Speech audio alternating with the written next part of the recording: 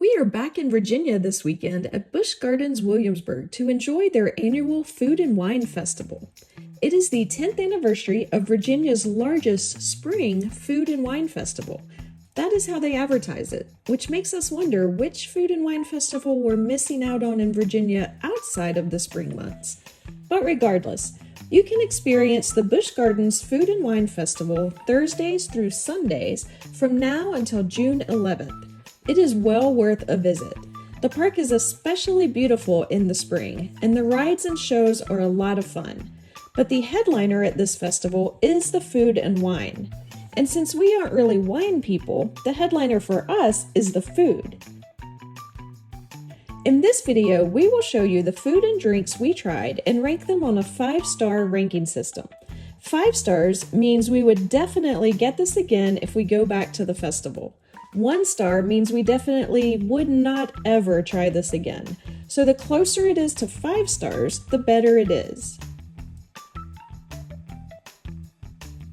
We'll take you on a walk around the park and may stop off along the way to take in some rides or shows or maybe even pet a dog.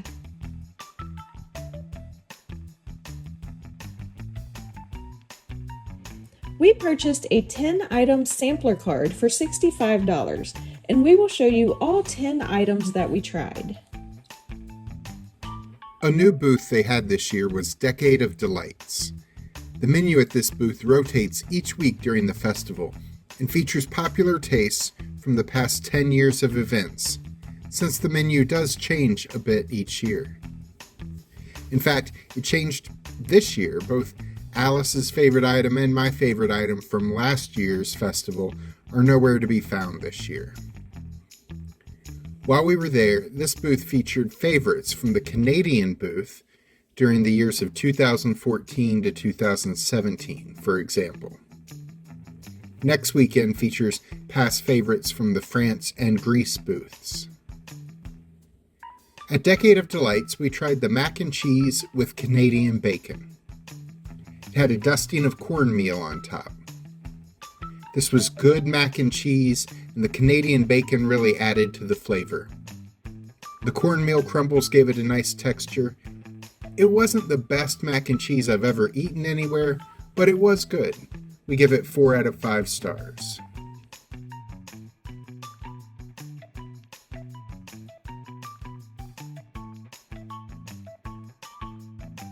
The next booth we went to was the Hawaii booth. We tried the Kahlua pork slider. This was pulled pork on a Hawaiian sweet roll with a slice of pineapple on top of the pork. It came with pineapple coconut slaw, which we tasted but didn't love. We did really like the slider though. The pork was tender and delicious. We disagreed with each other about whether or not the slice of pineapple improved the already tasty pork slider, or if it just gave it a weird texture. One of us was going to rank this as a 4, and the other was going to rank this as a 3, so we will split the difference and go with 3.5. This booth once again has the Spam Musubi, which we tried last year and liked a lot, but we decided to only try things we'd never had before this year. But we do recommend either the slider or the Spam Musubi.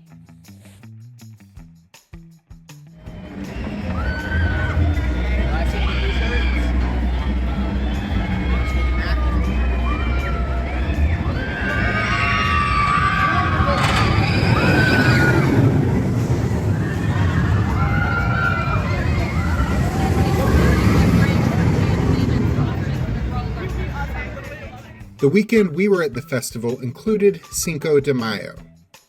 Busch Gardens decorated the area around the Mexico food booth for the holiday.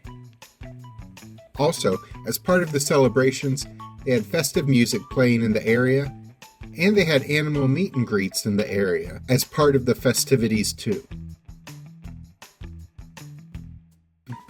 There was a booth specifically for margaritas, but we walked over to the Mexico food booth and ordered a carne asada taco, made with marinated citrus beef, queso fresca, cilantro, and guacamole on a corn tortilla.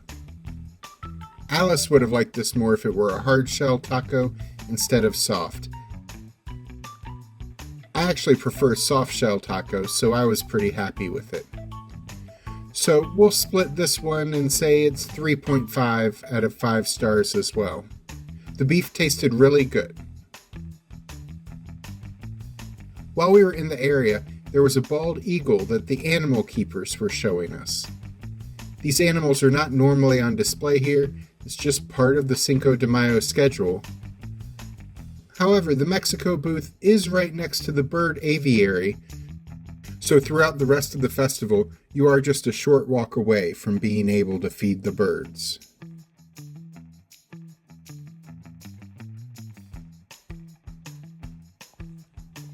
We didn't stop at the French Quarter booth. We've had their beignets with caramel sauce, their Bananas Foster cheesecake, and their hurricane cocktails at the Mardi Gras events, and we like all of those pretty well.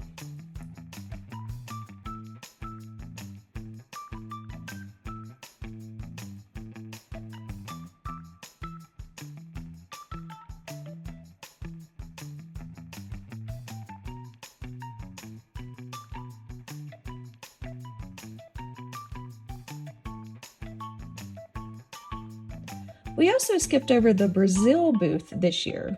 We had their churrasco last year.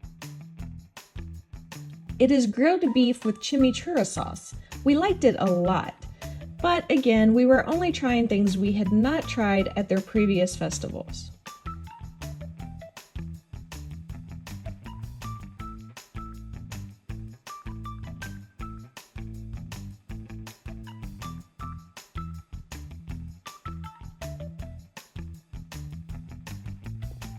Then we also passed by the Jamaica booth. We had the jerk chicken slider with mango salsa last year, and Jack loved it. It was a little too spicy for my taste, though the mango salsa did cut through the heat of the spices a bit.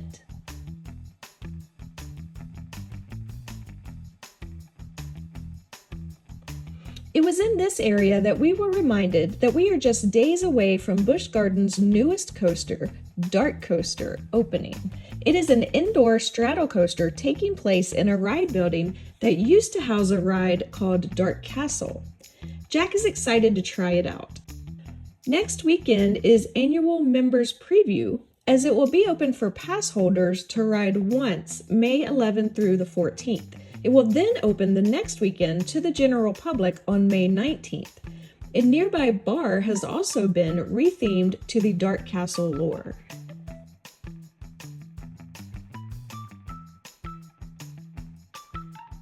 We will take a break from the food to talk about the shows. First, in the huge German food hall known as Festhaus, you can see Oktoberzest. We've seen this show before here.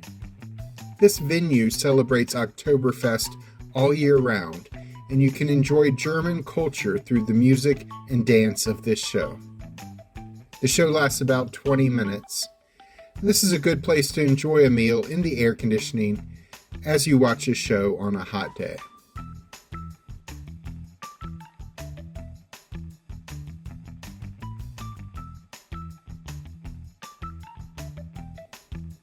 Each Friday through Sunday of this festival, mostly local musicians will be performing on an outdoor stage in the France Plaza. Last weekend, the musician performing was country singer and songwriter Jessica Lynn with her band. We enjoyed listening to a few of her songs before moving on.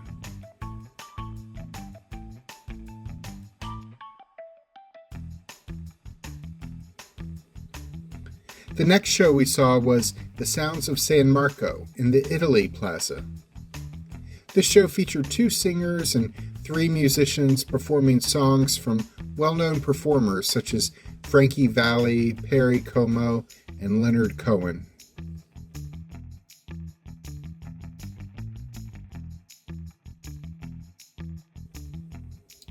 We didn't go see it, but they did have a Sesame Street show called Sunny Day Celebration. This here is footage from one of their shows in the past. These Sesame Street shows are always fun for the younger family members. The popular Irish step dancing show Celtic Fire is being performed as part of this festival too. These still shots are from the last time we saw them perform. They don't allow audience members to record video of their show. Only still photography is allowed. But this is a really good show that you should see if you haven't before. Next, we went to the Italy Pavilion, where we were going to order the giant meatball, but they ran out just a couple customers in front of us. They said it would be a 15-minute wait, and that was after we had already stood in line for 20 minutes to order. So we instead opted to get the lemon ricotta cake, which had toasted almonds on top. It was really good. If you like lemon cake, you will enjoy this. We are fans of all lemon-flavored snacks, so we gave this one 4 out of 5 stars. Jack also used one of the samples on our card to get a shot of amaretto. It was a very small shot glass of Disaronno Amaretto, which has a bit of an almond taste. Jack's favorite drink is an amaretto sour, so he really enjoyed it. But he does like it better mixed with other ingredients in an amaretto sour rather than just a straight shot. So we'll call this one a 3 out of 5 stars.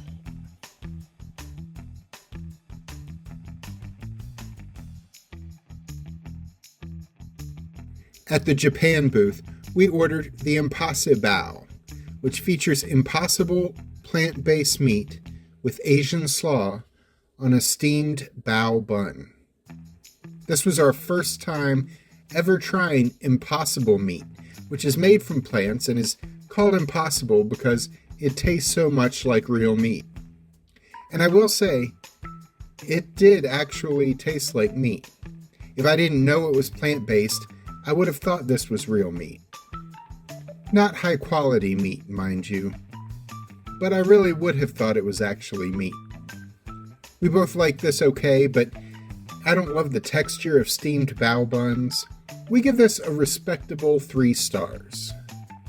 By the way, if you've stuck with us this long, please consider clicking the thumbs up button to like our video. We appreciate your support.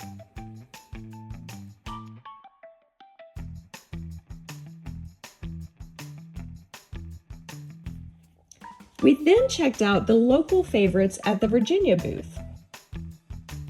We ordered an apple crisp topped with oatmeal crumble with a bacon glaze on top. It was a great snack. Bacon once again proves that it goes with anything, and it was a delicious topping on this crustless pie. We give it a 4 out of 5 stars. We also split an apple pie moonshine. It was really tasty and tasted like a liquid apple pie if you mixed moonshine in with it.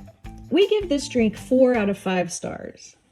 Last year, we had both the she crab soup and the cheddar bacon hush puppies at this booth, and we would have given them both 5 stars, so we would encourage you to try those this year.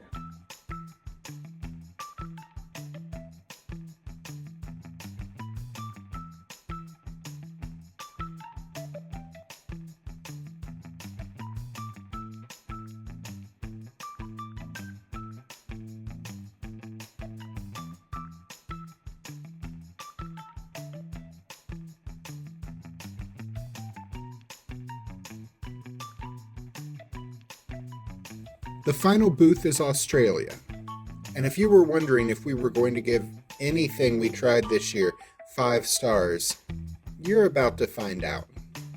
We had 2 samples left on our 10 sample card. So we ordered a lamb chop. It was a roasted lamb lollipop with cilantro mint sauce. The lamb was cooked really well. It was tender, and the cilantro lime sauce had something spicy in it. I looked up recipes for cilantro lime sauce online, and many of them include jalapeno peppers, so maybe that's what I was tasting. But there was some heat to this sauce, and it left a bit of an afterburn, and I loved it. We give this 5 out of 5 stars. We also got a non-alcoholic beverage here, called the Bondi Beach Punch that included cranberry, lemonade, and hibiscus. It was so refreshing and delicious. The serving was probably about 12 ounces, but we could have drank a bucket of that stuff. Once again, this gets 5 out of 5 stars as well. This Australia booth was a great way to end our day at the Food and Wine Festival.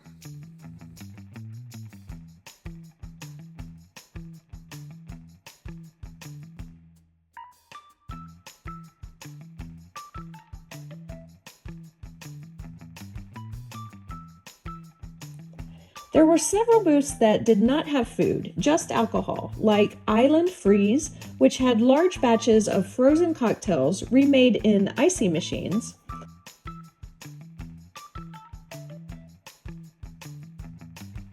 or Sangria Gardens, which wasn't even open the day we were there.